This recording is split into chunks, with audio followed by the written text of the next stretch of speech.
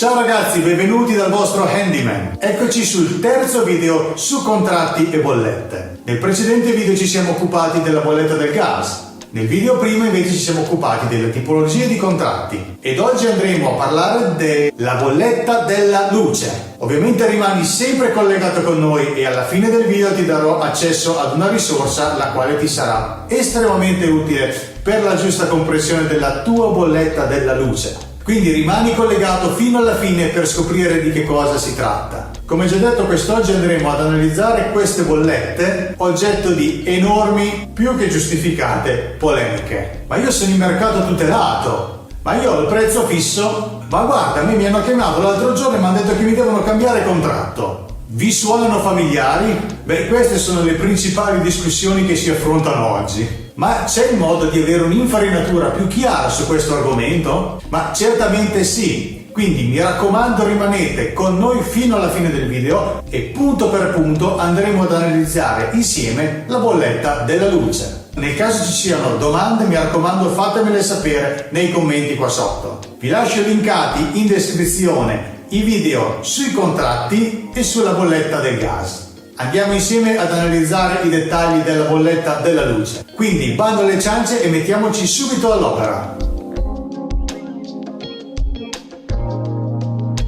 Allora, eccoci qua con la nostra prima pagina della bolletta della luce.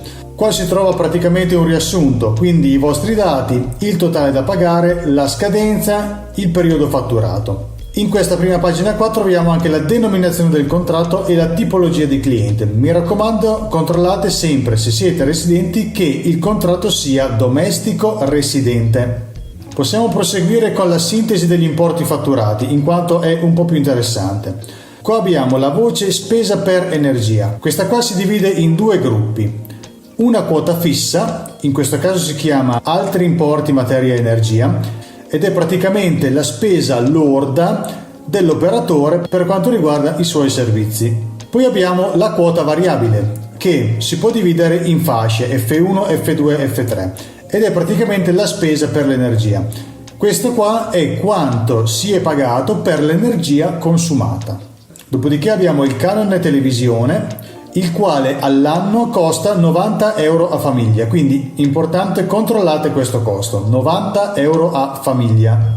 Inoltre abbiamo le spese di oneri di sistema. Questa voce, come per quanto riguarda il gas, è stata eliminata per le bollette del 2022, quindi controllate che questa voce o sia assente, come in questo caso, oppure sia stata stornata.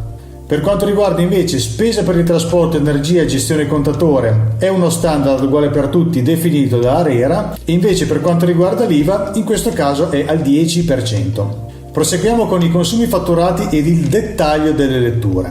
Allora qua, a differenza delle letture del gas, queste letture non vanno comunicate al nostro gestore, in quanto questa lettura è automatica. L'unica cosa che dovete controllare è che le letture non siano zero.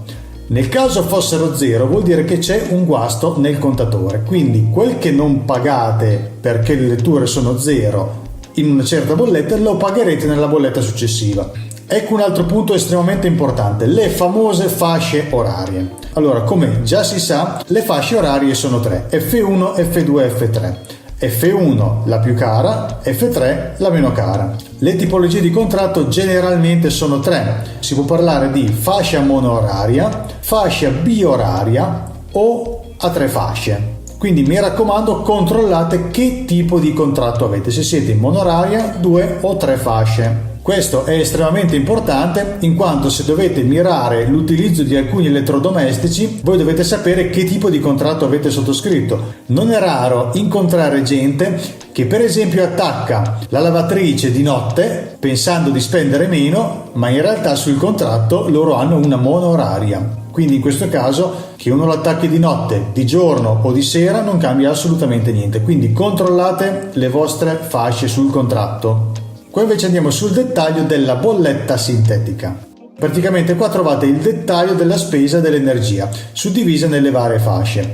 In questo caso trovate F1 e F2 e 3, in quanto questo contratto è relativo ad una fascia bioraria e quindi è per questo che è diviso in F1, ed F2 è 3. Dopodiché invece abbiamo altri importi in materia di energia. In questo caso potremmo considerare solamente la commercializzazione di vendita, detta anche PCV. Questo valore è fisso nel mercato di maggior tutela, ma è a discrezione del gestore invece nel mercato libero. Questa voce tuttavia varia circa dai 5 ai 12 euro al mese. Non è quello che fa la differenza nella bolletta, ma comunque è un valore che va considerato. Dunque allora, che cosa c'è da sapere sulla nostra fattura? 1. Il nome del nostro contratto. Questo è fondamentale per ogni successiva ricerca. 2. I costi legati al nostro contratto, soprattutto i ricarichi del gestore. Utilizzando il nome del vostro contratto, voi potete andare sul sito del vostro gestore a cercare tutti i dettagli e qua troverete anche quanto il vostro gestore ricarica per i suoi servizi. 3. Decorrenza condizioni economiche se è presente. Comunque, se tu hai dubbi sul tuo tipo di contratto, puoi mandare una fattura a thehandymanitaly@gmail.com per un consulto completamente gratuito.